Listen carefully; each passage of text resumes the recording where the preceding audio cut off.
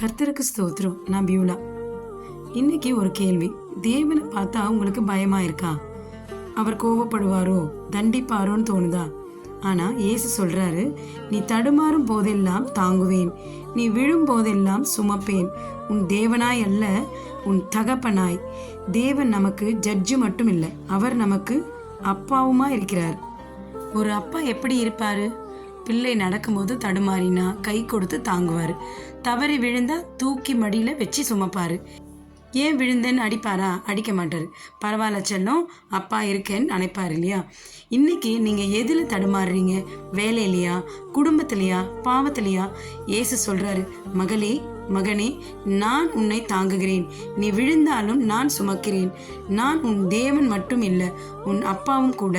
அப்பா கிட்ட பிள்ளைங்க எப்படி போகும்? பயப்படாம அழுதுகிட்டே ஓடும். நீங்களும் இன்றைக்கு அப்படியே ஏசப்பா கிட்ட ஓடுங்க. வேதத்தில் கூட தேவன் நமக்கு சொல்லியிருக்கிறார். ஏசாயா 46:4 கூட நமக்காக தேவன் இந்த வார்த்தையை சொல்லியிருக்கிறார். முதிர் வயது வரைக்கும் நான் அப்படி செய்வேன், நரை வயது மட்டும் நான் உங்களை தாங்குவேன், சுமப்பேன், தப்புவிப்பேன் என்று சொல்லியிருக்கிறார். அதனால எதை குறித்து நம்ம கவலைப்பட வேண்டியதில்லை. ஜெபிக்கலாம் வாங்க.